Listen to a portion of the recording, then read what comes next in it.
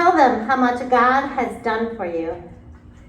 Jesus traveled to the other side of the lake. There in a cemetery, there was a man who scared others, a man who had been chained but couldn't be chained anymore because they could not contain him.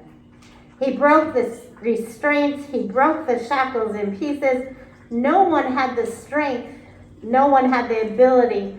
No one was able to subdue him, calm him. He was roaming and howling and bruising himself and cutting. Tell them how much God has done for you. He saw Jesus.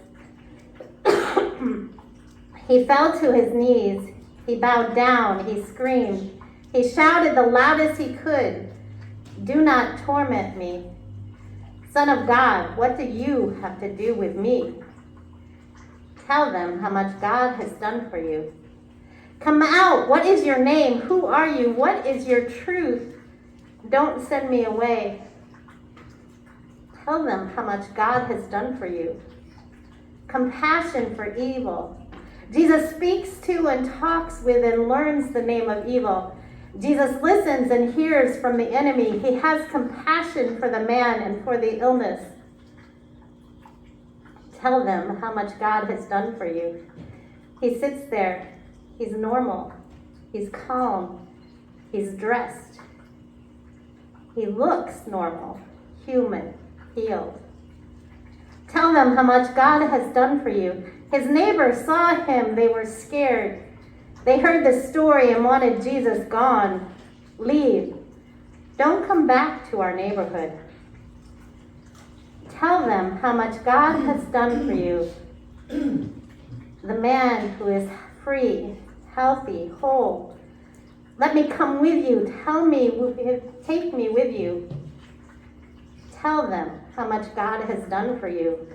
Go to your friends. Tell them how much God has done for you. Tell them of the mercy God has shown you.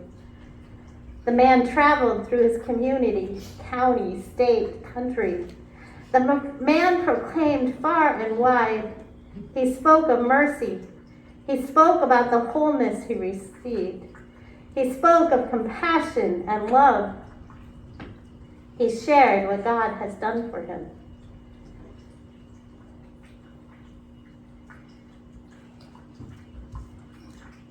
I had a lot of mixed thoughts about what to preach on this week. And I think Thursday night clarified where I needed to go. So, I want to talk about legion. When you hear that word legion, what do you think of? What comes to mind? So Ted Myers, in his book, Unbinding the Strong Man, argues that legion is what you think it is. It is a division of the Roman Empire's army. That in this story, Mark wanted us to know that Jesus was confronting empire. He was challenging not just ordinary people who weren't following God. He was challenging the whole system of power. He was challenging the Roman rule. And so that demon is named Legion because Jesus is trying to transform everything about our world, not just our relationship with God. And so that legion is thrown out. It's thrown out in the metaphor there by the pigs, right? Thrown out into the pigs and destroyed. So what does that say about how we're to take the message, right? If we're the man who has been totally transformed by Jesus and is then told, tell them what God has done. Tell them about mercy. What does that look like for us? So that gets me back to Thursday night. Immigrants from both men who are running for president were described in despicable terms. Joe Biden called them illegal immigrants. Donald Trump blamed everything and anything that could possibly be the fault of somebody on immigrants. He even was racist about it, which is normal, but said that they're taking black jobs. What is a black job? Immigrants were blamed for our entire system and the problems we face. So if Jesus is there to transform a system, and we've decided that this group of people is evil, is that the group of people Jesus is sending us to? Is that the group of people Jesus is telling us we are to go amongst those who have come among us, seeking a new life, seeking a better life, seeking a job that can sustain them and their family and their country of origin? Are we to make way where they see there is no way? Are we to be the people that say, you're welcome here, no matter what your immigration status, no matter where you came from in the world, you are welcome here? Because all of us, even me who comes from the family of white people that came here first, is an immigrant family. We all are welcome in this land, and we need to make way for everyone to be welcome. And when our elected leaders talk about keeping immigrant people out, they're missing the whole point that the reason our economy is thriving right now while the rest of the world is suffering. And I know, don't get me wrong, I know that when I go to the grocery store, my basket is much smaller and more expensive than it used to be. But my basket is bigger than what you can get in a European country full of food. And the reason our basket has a little bit more food is because we are allowing migration in. Because even if it's legal or illegal, when the migrants come in, they help sustain and pull up those of us who are getting on in years. Those of us who no longer have the ability to work the way we used to work. Immigrants are helping us thrive. And so when both sides, because Joe Biden's immigration policy is horrible, he has stopped as much immigration at the border as he can to make other people like him. Forgetting that there are so many of us who come from somewhere else that see immigration as a pathway to help and hold us, not just for ourselves, but for our families and communities. When we talk about immigrants that way, are we the one putting them in chains, right? The way they chained up that man and said, you are not welcome here. When we talk about immigrants that way, have we put people in chains? And is our role instead to say, God loves you. God looks at you, looks deep into you, and loves you, because what God has created, God loves. Legion. When I was at the conference in Hawaii this week, they shared a movie night with us. A movie that should be coming out in Netflix soon. And no, I don't remember the title, so I'll have to post it on Facebook when I post this. In the movie, on the Hawaiian Islands, as the white people came in and decided to do all sorts of horrific things to the native population, they brought with them all sorts of diseases.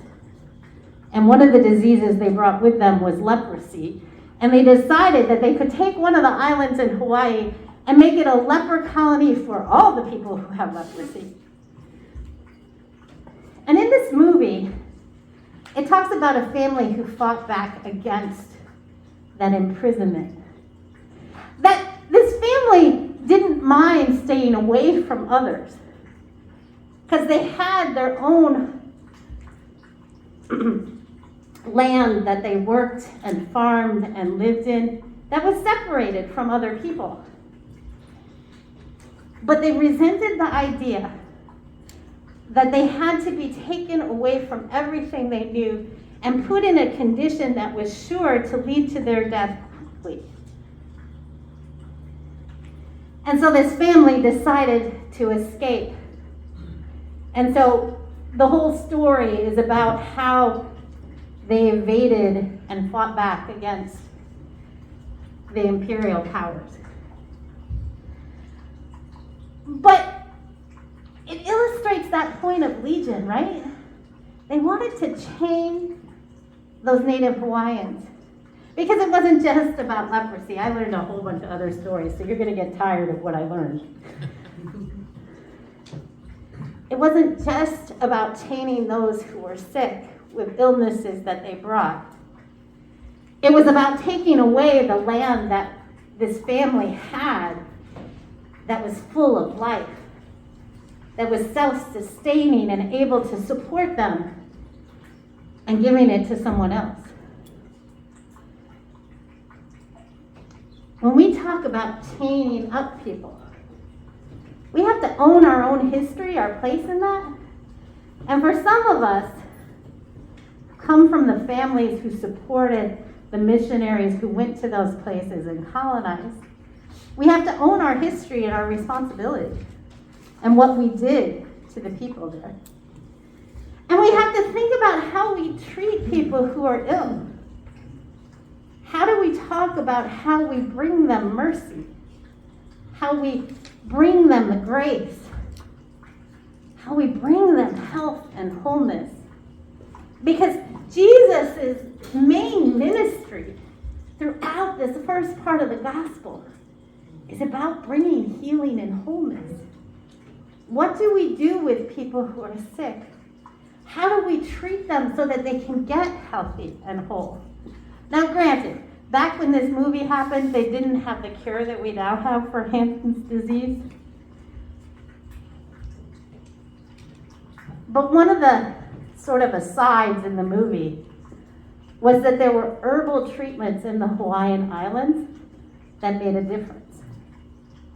And when you threw them into a leper colony and not let them be separate and didn't allow them access to those native treatments, did you make that ability for health and wholeness impossible?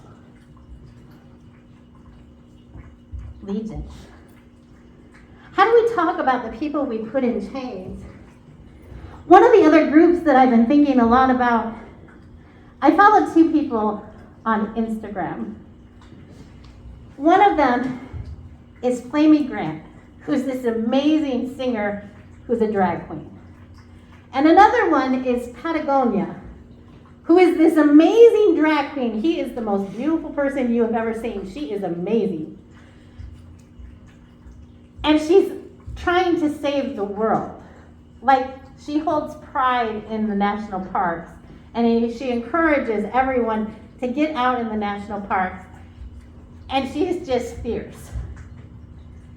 And I think about the two of them as I think about the way we are legislating how we will treat our trans siblings. How there are 22, maybe it was 29, states in the United States where trans people can now not go. That if they are there, they will not receive the necessary health care that they need. And they are in danger of being discriminated against, losing their jobs. And so that becomes a very fearful place.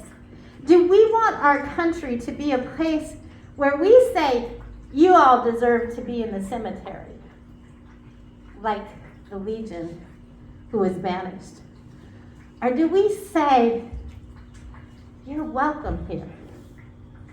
Whoever you are, however you present yourself, whatever gender you have chosen, you are welcome here. We have things to learn from you, experiences to share. We have mercy that we need to feel for the harm that we have caused to people who are different from us. And I think that will be your test. If you truly are open and affirming, what happens if a trans person comes to worship? Will you treat them the same way you've treated everyone else who comes? And I know what happens. You guys are amazing. You go up and you say hi, hello. You ask them what their job is, who their family is, where they come from. You welcome them and embrace them, and then you send them on to me. But you should keep them to yourself because you have a better chance of keeping them. But would you do the same if a trans person came into the building? If a family who had a trans child came in, would you give them the same welcome? That's a sign that we truly believe our words. That's the sign that Jesus is asking of us. Are we going to show that grace and mercy, that welcome and love that he gave to someone everybody else said need to be cast out and chained up and made to disappear? Will we be the people that say, you're welcome here, you're wanted here, we can learn a lot from you and with you? So my question for you today is, how are you going to tell what God has done for you? How are you going to work to free the legions that we have created? The people that we have cast out and chained up. How will you share the mercy you have received from God? Amen.